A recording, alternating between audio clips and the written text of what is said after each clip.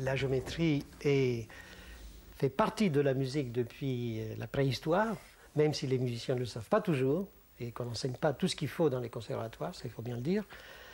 Et vice-versa, dans le domaine du visuel, les constructions, les architectures visuelles sont comme des espèces de constructions, peuvent être comme assimilées à des constructions de musique, de symphonie, de lumière.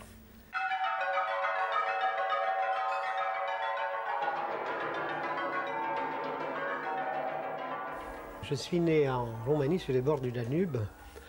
Et ensuite, mon père m'a parachuté dans une école à Spetses, sur une île grecque, où j'ai fait mes études secondaires. Mais la guerre a éclaté et j'ai fait de la résistance. Il y a eu les Allemands qui sont arrivés. Et ça a duré pendant 4 ou 5 ans. J'ai fini mon école polytechnique et j'ai voulu aller aux États-Unis pour faire toutes sortes de choses que je ne pouvais pas faire en Grèce à cause de la situation politique, puisque j'étais condamné. Par la droite, bien sûr. Sur mon chemin, je suis passé par Paris et j'ai dit non, je vais rester ici.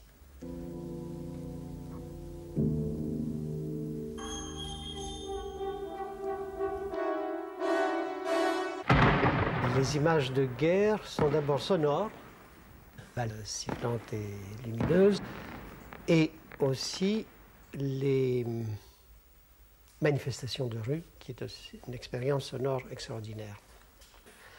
Et c'est beaucoup plus tard à Paris que j'ai pu mettre ces impressions de jeunesse en œuvre dans la musique.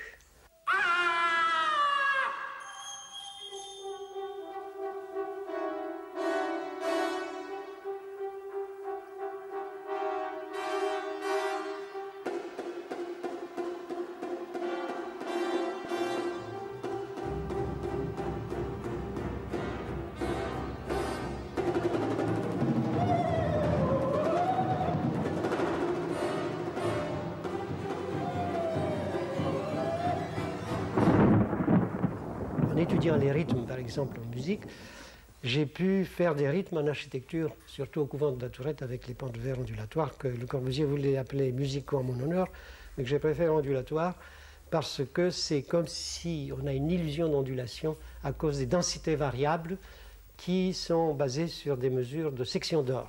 Et ça m'a permis de faire le pavillon Philips, qui est fait de surfaces dites réglées, c'est-à-dire à partir de droites qui se déplacent dans l'espace. Donc c'est la même chose, c'est une musique ou c'est une architecture dans le domaine de la musique ou c'est une musique dans le domaine de l'architecture.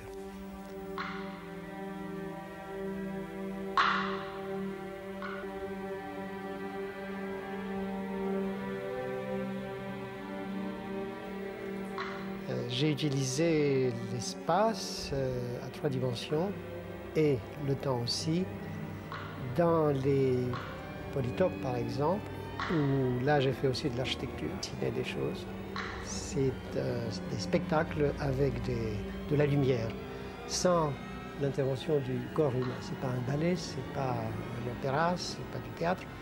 C'est de la lumière qui se meut dans l'espace.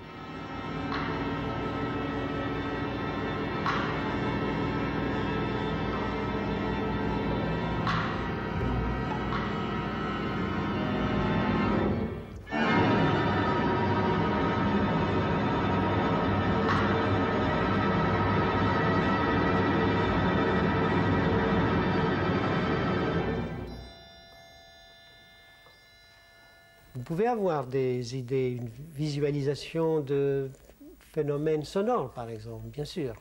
Mais l'écriture, ensuite, pour être jouée ou pour être interprétée soniquement ou phoniquement, c'est une autre paire de manches. Il faut faire là, il faut avoir une expérience, il faut connaître des choses, et ce n'est pas automatique du tout. On peut dire qu'un buisson, par exemple, qui est fait de branchages, chaque branche est une mélodie qui part du même point ou de points voisins. Et je fais toutes sortes de gymnastiques avec ce buisson. Je peux le prendre, je peux le prendre, l'agrandir, le réduire, je peux changer la forme, le transformer, c'est-à-dire le moduler lui-même, et ça me fait une richesse beaucoup plus grande que si j'avais à traiter des mélodies. C'est un objet.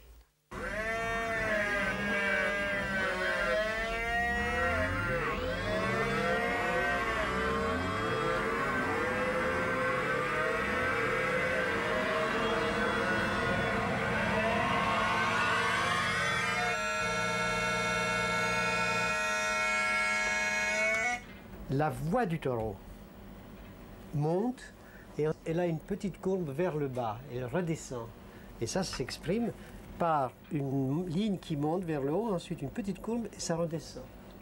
Et c'est une voix de taureau. Si on ne faisait pas cette courbe, on n'aurait pas eu de voix de taureau. Donc c'est en même temps géométrique, pour reconstruire la voix de taureau, il faut faire ça. C'est une expression du dessin, donc de type géométrique. Il n'y a pas de calcul.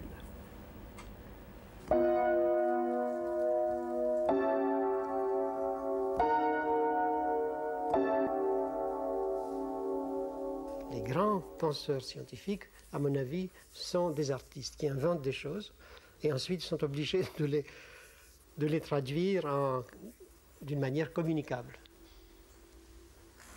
Et communicative aussi. L'idée de l'homme est un peu une réplique des phénomènes qui se passent à l'échelle moléculaire, à l'échelle des molécules de notre corps qui font tout notre organisme. C'est comme l'univers entier. Alors, l'univers avec toute sa géométrie, on ne connaît pas aussi. Bon, je dis ça pour l'homme, moi je ne sais pas. On verra ça dans 1000 ans, par exemple.